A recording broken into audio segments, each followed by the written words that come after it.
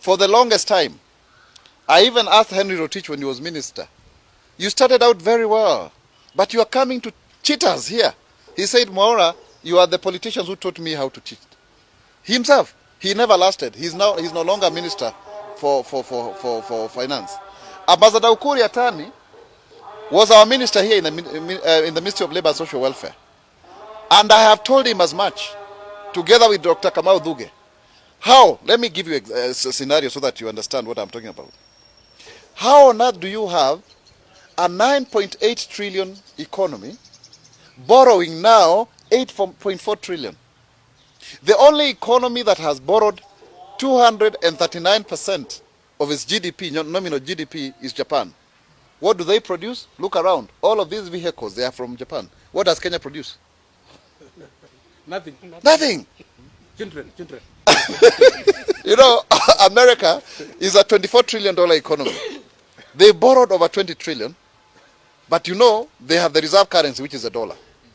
So they are the only people who can print money. Look at Kenya. We have borrowed over 5 trillion shillings in the last 7 years. What is there to show for it? Other than just expanding the size of government. So yes, that video that you are seeing going viral, I spoke about it in February. In fact, Mheshimiwa Sankoko was asking me about it then. In December, it's still going viral. Why? When I spoke, some people even called me from very high offices and they were telling me, Mwaura, what are you saying? I said, I will stand by the truth. We are now digging our hole deeper. We have raised our debt ceiling to 9 trillion. We are now going to exhaust it. We will remain with about 800 billion. We are expanding the size of government. Why, for example, does the Ministry of Health require 98 billion? What for? When health is devolved. Come on, I mean, let's be serious. How do you explain the building of Dongokundu bypass at a cost of 1 billion per kilometer? Really? Are we joking? Look at this expressway. How much is it costing us? This is development corruption and voodoo economics. I mean, let's not just lie to Kenyans. People are just increasing their money. And finally, let me just say about this issue. Why don't we have a single treasury account? Because ministry departments and agencies are having accounts in commercial banks, right? Then the same commercial banks do not lend to Kenyans. They are holding government money, then still lending the same government money. Ukuri Atani has said now they should not expect payment on their T-bills, right? The interest rates. But who are the owners of these banks? Those are the questions. For the last 10 years, which huge multinational-like kind of company has grown out of our economy?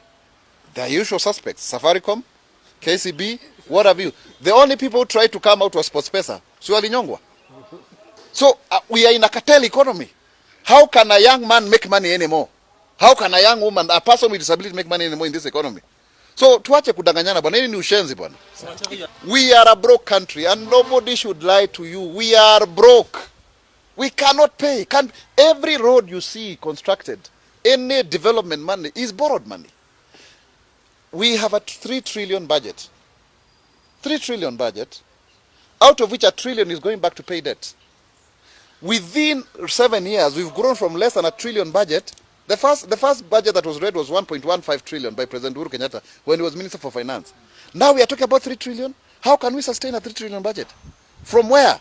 And yet our collection, our revenue collection, is 15% of the GDP. If you look at OECD countries, they do up to 40%, right? So if then, because of corruptions and issues of inefficiencies and non-tariff barriers, Kenyans are not able to do business. Because it's a huge corruption enterprise. We are in a hole and we are digging it deeper. I don't envy President Uhuru, by the way. I don't. This is the worst, because, you know, President Kibaki gave us a country that was, the debt there was 1.8 trillion. Yeah? And roads had been constructed, the economy was booming. You would graduate and immediately get a job. How many Kenyans now are graduating and getting jobs? The next president, he will not do any job other than to repay debts. There's nothing is going to come out of...